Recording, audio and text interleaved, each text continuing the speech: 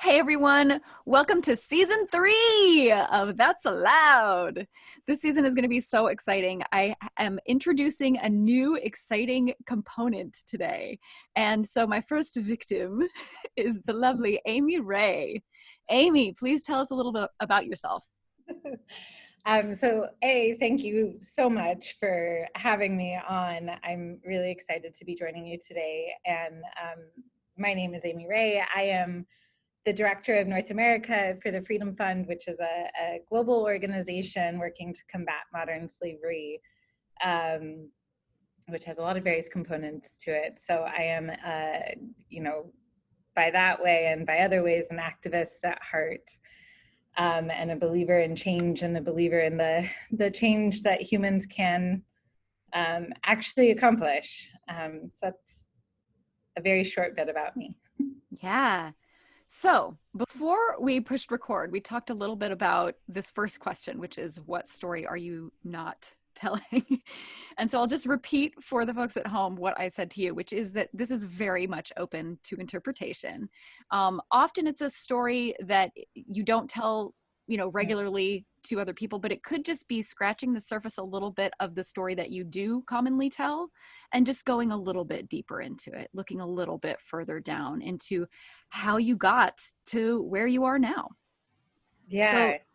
So I'm going to go ahead and ask you, what's the story you're not telling? Yeah.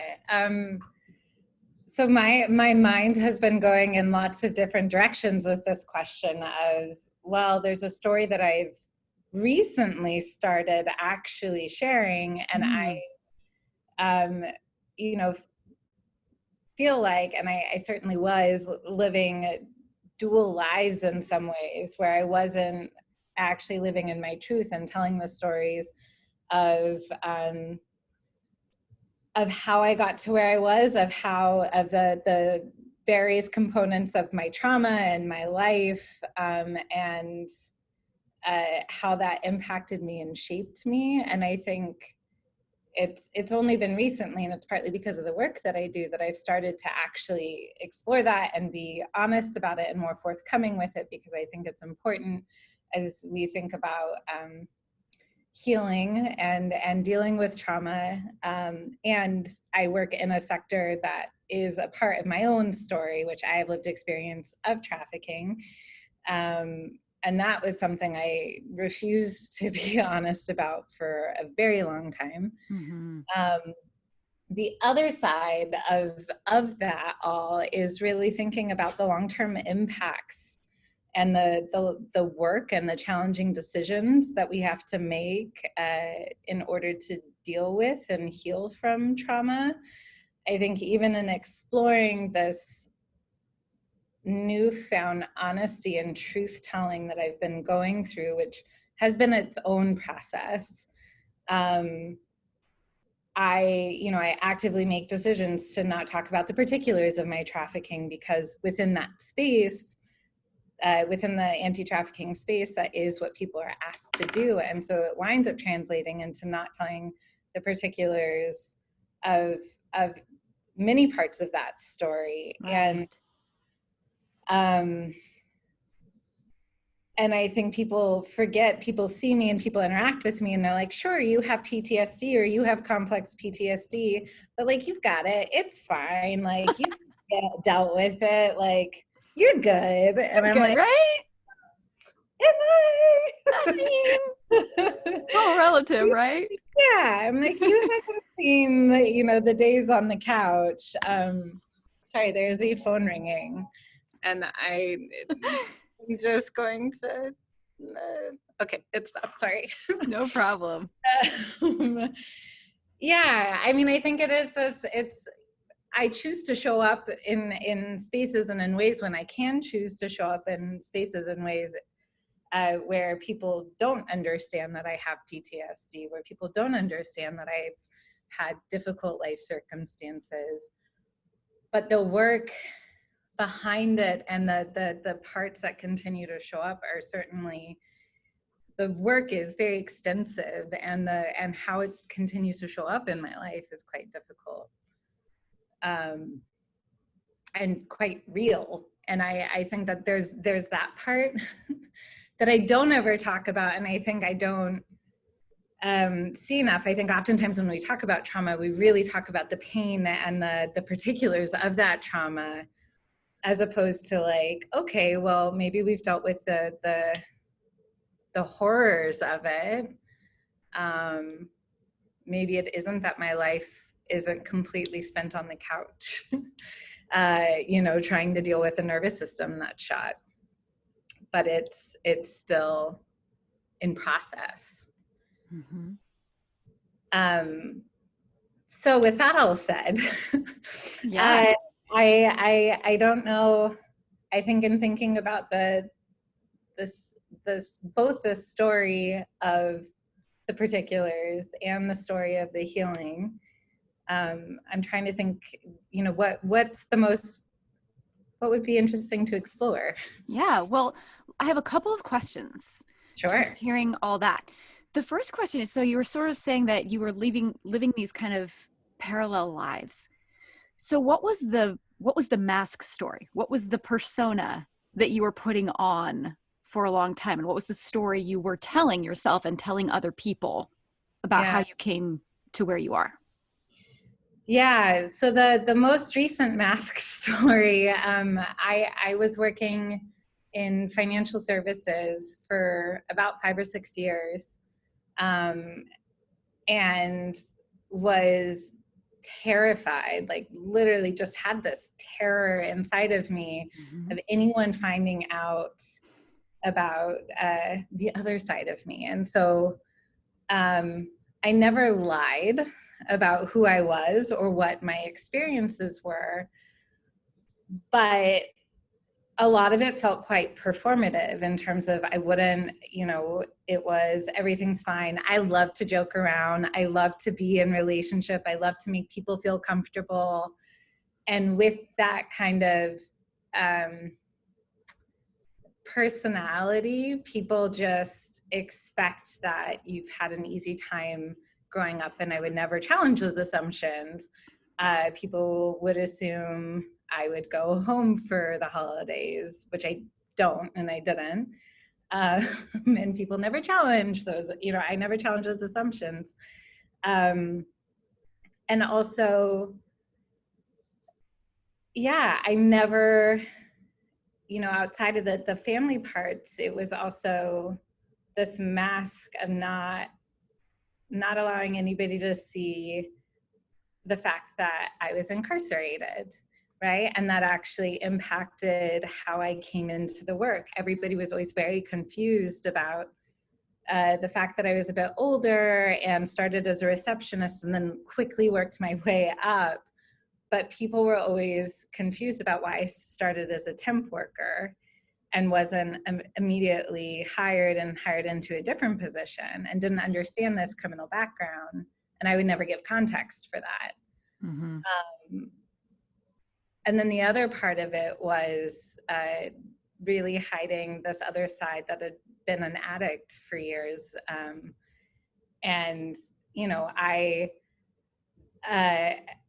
and I don't say this lightly, but I do, like, I am someone who can have a few drinks, and it's not like alcohol wasn't the addiction that Mm-hmm. I had. So I was able to go out with people. I was able to be in relationship. And so people didn't understand that those parts existed either. And then there's just like a slew of other abuses and exploitation that people just didn't see. So there was this mask of like, yeah, I'm showing up exactly as you've shown up. I've just had a slower journey here. And that's what everybody thought. Like, you've just had a slower journey to where you are. But you're just like me. And everybody makes that assumption. You must be just like me because you can make the same jokes as me, and you can show up, and you can work these crazy hours, and you can do all of that. So what's blocked you? You've said fear, but let's go a little bit deeper into that. What's blocked you from telling the real story, the true story?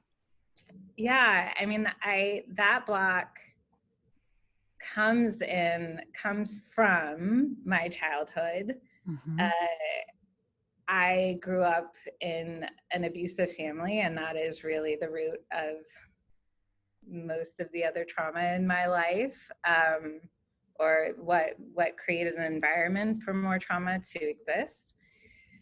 And a part of what I experienced is being told constantly that I was a screw up, that there was something wrong with me from a very young age because of the abuse that my dad put me through and that my mom helped him put me through. Mm.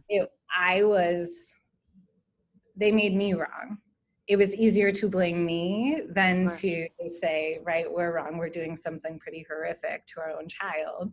It was, you're wrong, you're crazy. I blocked all of those memories until I was 22, 23. But it was just this conditioning from them of like, I'm wrong, I'm crazy, I'm a screw up. And if anybody knows the truth about me, they'll know that I am crazy, that I'm a screw up. And, you know, and anything that I fought to have that's good in this life, I'll lose. Right. Because I know I'm crazy, I know I'm wrong. So there was this deep-seated belief from that childhood conditioning that in fact there are so many things wrong with me. So it's sort of like an imposter syndrome, but for your whole personality even. Yes. Absolutely. And Yeah. I think it's been interesting to even think about this in my work now, because I have a very good relationship with my boss, and he'd been my mentor previously. And we've talked about imposter syndrome, and there is this, there's certainly an imposter syndrome, but it's so much deeper than just like, I don't belong here. It is those old grooves in my brain being like, you don't belong anywhere good. If this is good, get out, because this isn't for you. Mm. What a limiting belief. Yeah. So when did that start to change for you? When were you able to kind of change that limiting belief and shift into healing?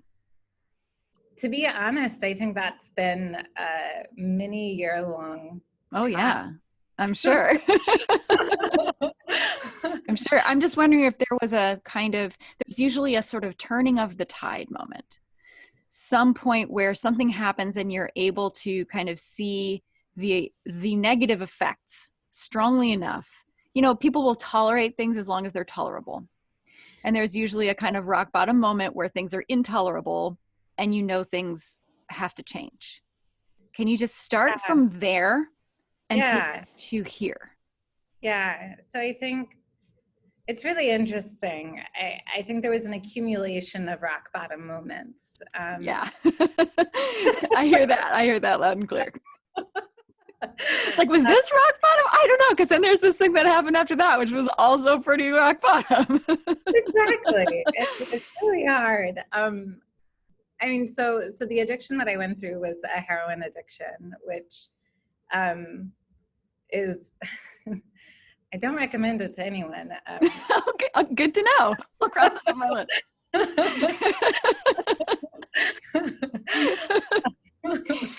Within that, it's interesting because when I talk to people about the heroin addiction, they're like, "Weren't you afraid that you were going to overdose?" And I did overdose multiple times. The first time I tried heroin, I died, and then there were several other times that there was one last time that was so severe and so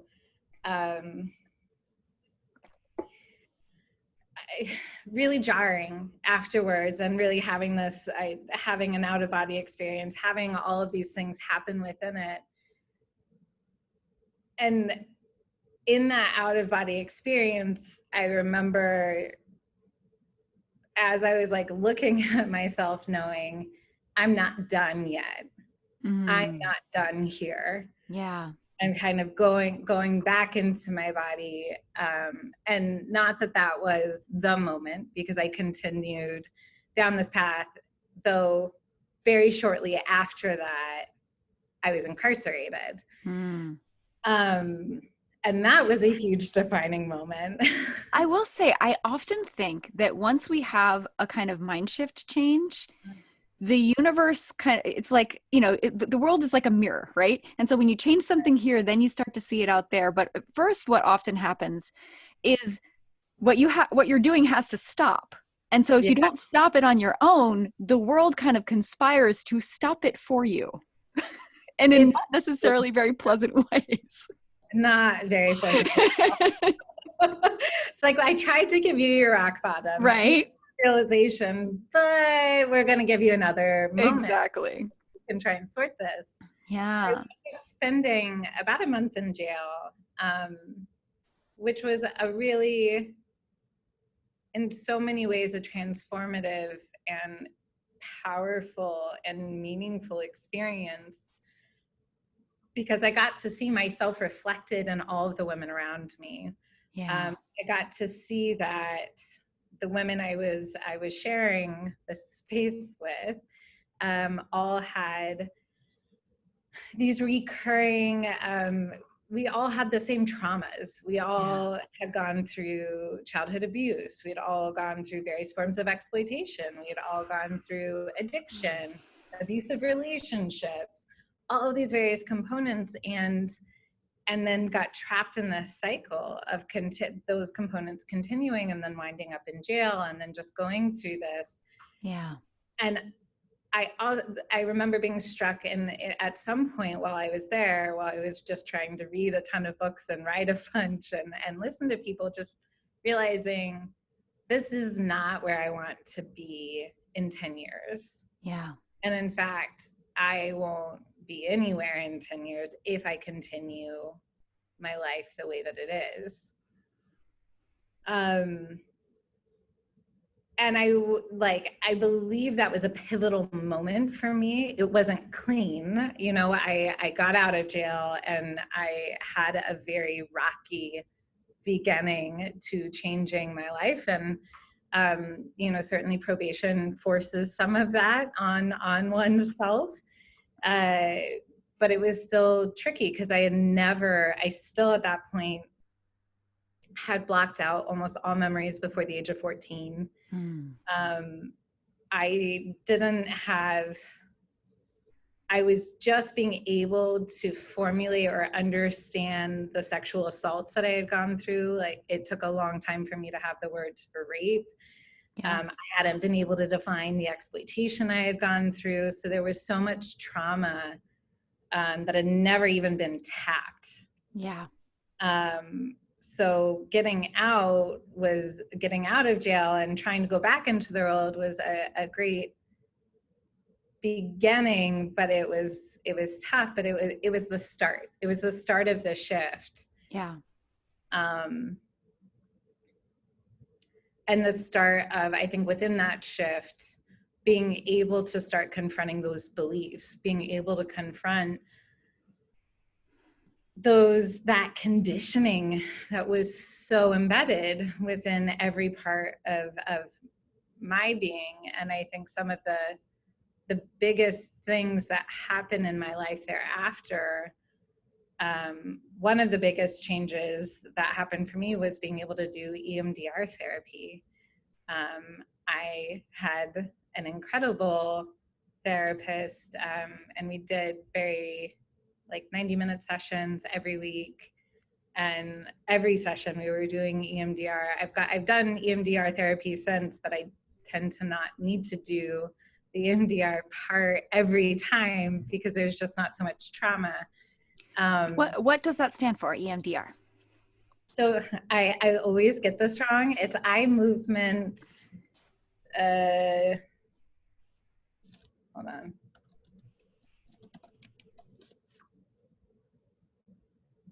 Eye movement, desensitization, and reprocessing. Interesting. So how does that work? Tell us a little bit about what that's like. Yeah, so there's various ways that it manifests now, and various ways that you can participate in EMDR therapy. The way that it started in the 90s was a woman taking her hand and basically going back and forth from right to left. It's hard to describe without showing. But and asking her clients to follow her hand with their eyes. And the idea being that you would stimulate both sides of your brain, and you would do this while you're talking about your trauma. Mm. So I did it in a different form where there's two little electronic little buzzers that go into each hand, and they just vibrate right, left, right, left, right, left while you talk about trauma. And so the reason why you're stimulating both sides of the brain, or the way that I understand it, is to be able to connect both the mind and the body while you're talking about trauma. So often with anything that impacts us in life, with any trauma, we think about it and we can talk about it, but it's all in our head. And so, you know, as we're processing, we're logically thinking through, yes, this is what happened. This is how I feel, but here's how I think I feel. And it's, I think, as opposed to the feelings. Like I used to have panic attacks all day. Mm. And I could never, you know, I was trying to be aware of when they would start and what would trigger them, and everything was triggering them. Smells, people, like words. It was just, there was nothing that wasn't triggering. Right. And it was because my body and my nervous system held all of this knowledge of this trauma and this pain. Yeah. And it had compounded so much for so long that it was like, I can't carry you anymore, Amy. Like, I cannot hold any of this. So I'm just, you know, it's like a record being stuck on a loop, and you're just like, it's just spazzing out. And that was what my nervous system had gotten. And I was just having these crazy panic attacks. And through EMDR, in processing not only how I thought about trauma, but also being able to feel it, I had these crazy moments. It would be these moments of talking through trauma and sinking so much into that feeling of pain, of discomfort, of dis-ease, and you know, at moments feeling completely as one piece with the couch, because I just had melted so much into this pain. And then shortly thereafter, this release, like I can't even, there's no good words to describe, just this uplifting of spirit, of soul, of self that came with it. Mm. And it was like magic. And it just, each time I would go into these sessions and we'd just dig, and it would like go in there and then it would release, and it would go in there and it would release. And in that process, there was this opening happening, and there was this so many changes internally appearing in ways that I just never knew. I never knew that I could experience joy, real joy. I never knew I could sit in peace. I never knew that I could experience connection with other people, you know, in love and trust, and then it also allowed me to start remembering other pieces that were so difficult and painful that my body and memory had just said nope. But doing EMDR helped me be able to make space for that, which is quite brilliant. That's wonderful. So we've answered a lot of my usual questions, which is like, how did this change you? I think we just covered that. And let's get to, who do you think needs to hear this story?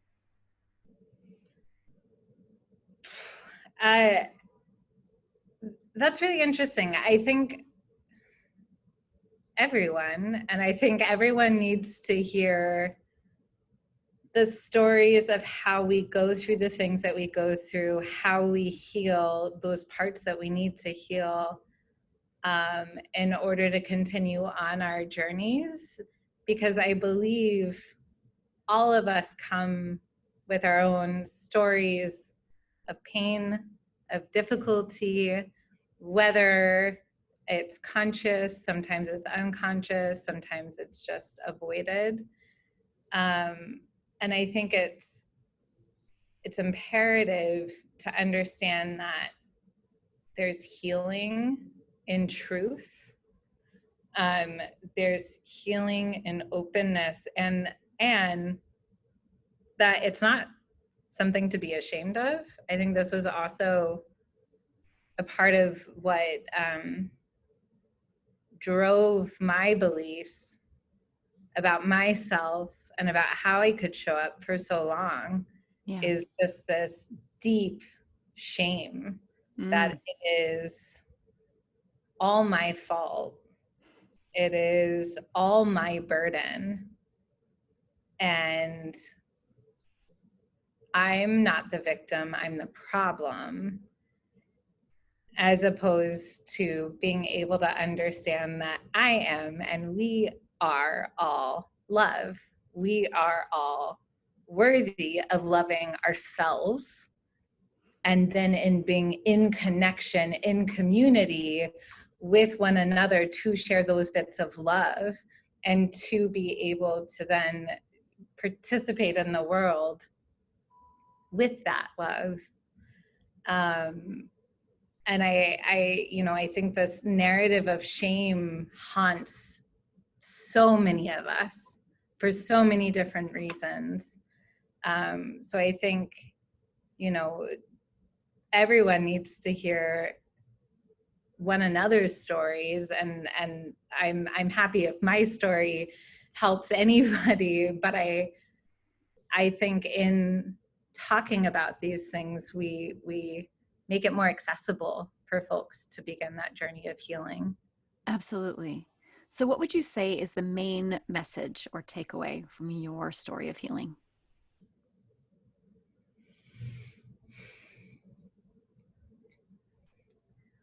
Well, I would say that the main takeaway is be stubborn about your healing, is be self-full about what it is that you need.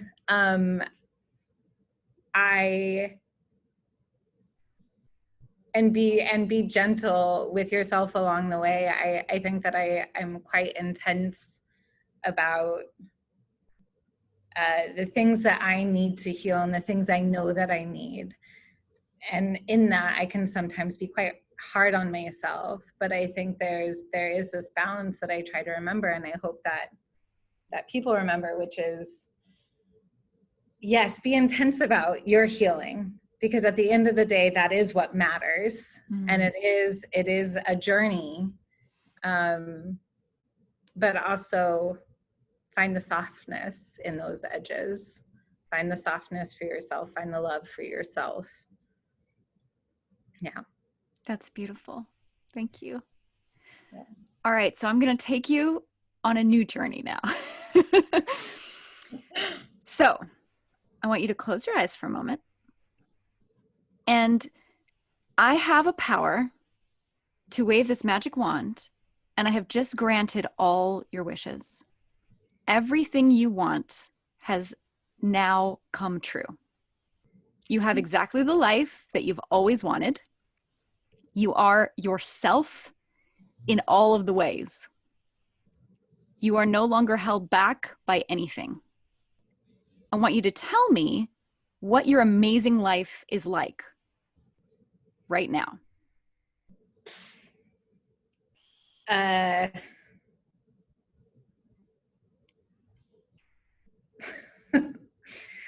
I'm seeing a wonderful New York apartment.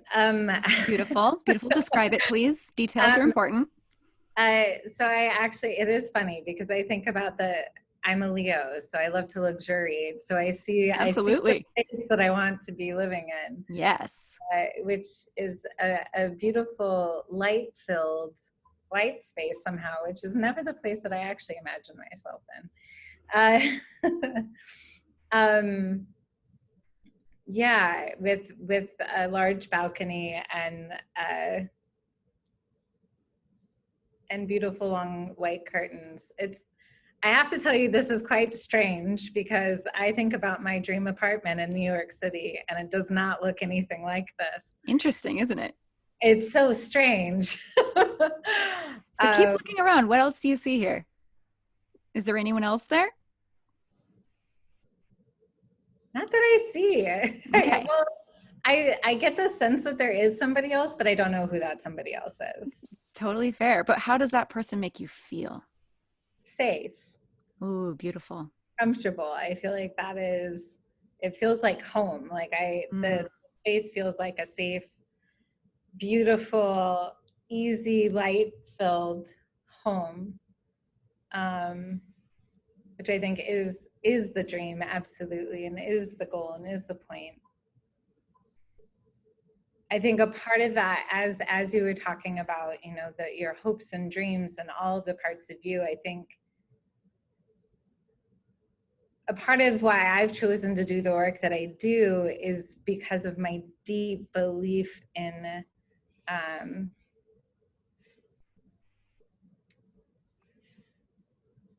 wanting, or my deep desire to see true justice and mm-hmm. equity in the world, period, Yeah. and to be able to see us in our true form of connection. Mm-hmm. This is a really silly analogy, but I was just recently rewatching Black Panther.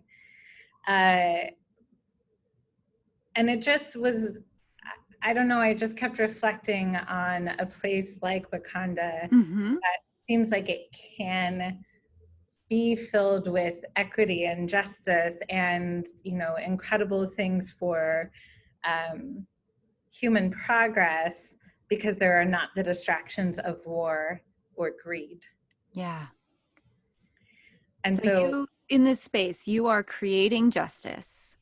mhm, You are the meaning in your life is that you bring justice mm. to people. Is there anything else that you do that you feel really proud of?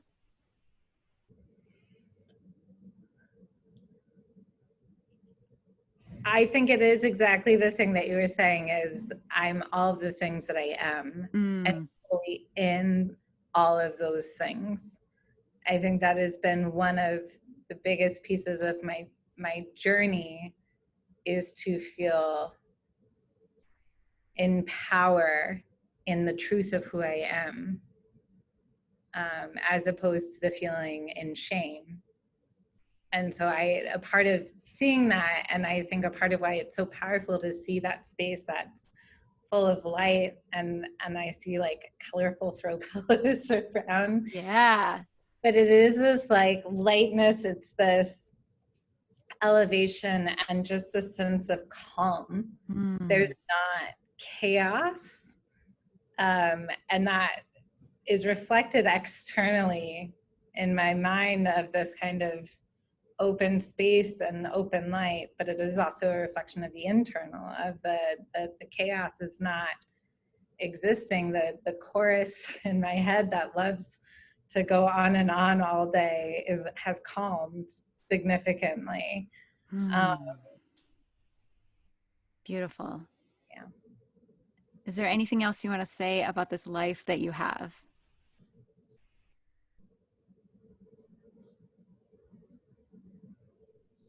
and the feelings that it gives you? I this is such a fascinating process to go through. I would say uh, I'm so um, glad because it's an experiment. I love being experimented on. I think I think with that light, for me, it also is the semblance of, and that calm and that peace is a semblance of love. And I know the risk of repeating myself, but I believe it is. This is a part of the goal and the journey for me is understanding how to find the softness, but also understanding how to find more love and joy. And I see that in the space around me, and I see that kind of radiating through me in that vision of where I am. So I want you close your eyes again. You're here, you're in this space. Okay, really see it around you. I want you to think about, how did you get here? What was the path that led you here? What were the routines? What were the things that you created? What were the things that you did that led you to this space?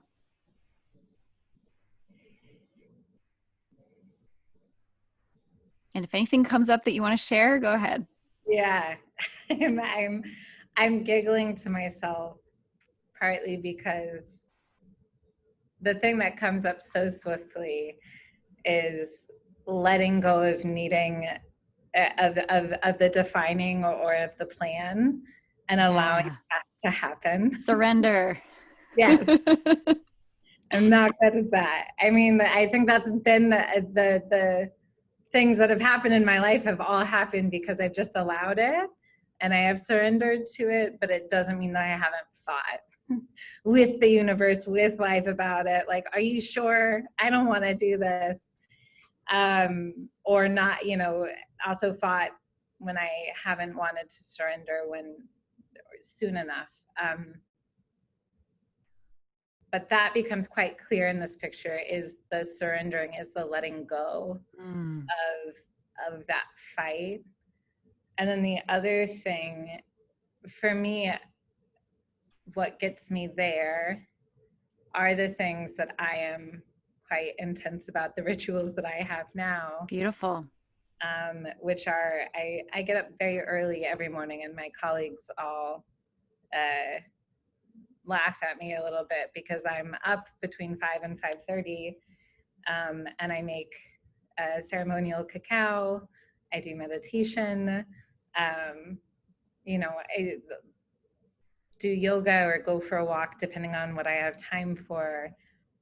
I love early mornings. I love seeing the sunrise, and I love making a little bit of time before I go into the day to find peace and stillness, to deal with the emotions that are coming up with me coming up. Yeah. So I see that also felt very present in that vision. Beautiful. So the story of your future past is that you have continued to do these rituals. You've continued to have your morning meditation and your morning routine, and then surrendered the outcome. And that has propelled you into this space of safety, of justice, of meaning, and of security. Yes, that's it. Beautiful. I love Beautiful. that. We've sorted out the rest of my life. Absolutely. It's done. So if we were working together, what I would do next, and what I encourage you to do Yeah. now on your own for yourself, is that you should write that story down and then find images that create the feeling of being in that space, not necessarily the space itself, but the feelings that you experienced in that space. And then find a piece of music that can help you generate that feeling, because that for me is the secret sauce, is the Yeah, music. absolutely. I'm with you on that. Okay. Yeah. And then every day, maybe in your morning routine, take Yeah. a moment to look at those images and listen to that song and put yourself back in that feeling of being in that space. And it will help it manifest I into love your that. reality.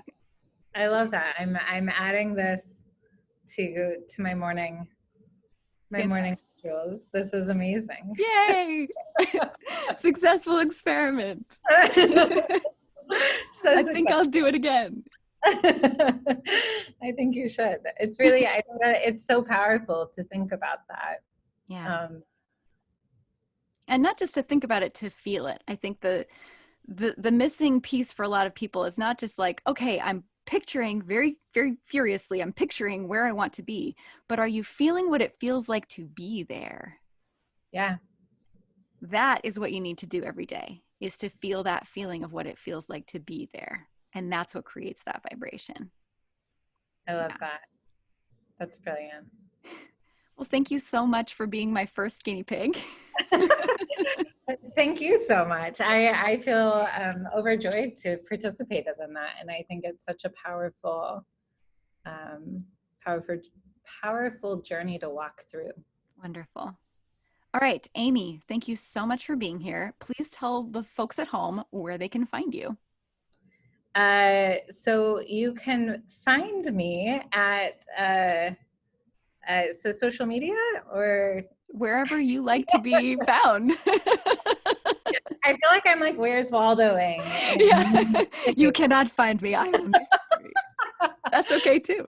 So if you look up thefreedomfund.org, you can see an amazing website that talks about the incredible work of the organization that I work with. You can sign up to be a part of our mailing list, our newsletter, and we will let you know about research. We will also let you know about webinars and events that we put on. If you want to follow me on Twitter, I'm at a.b.rahe. Those are the primary ways to find me. Fantastic. There's Amy. Like Here's Amy. They can find you right here. Just on Zoom. Just join us. I'm right here. All right. Thank you so much. Have a wonderful rest of your day. You too. This was so delightful.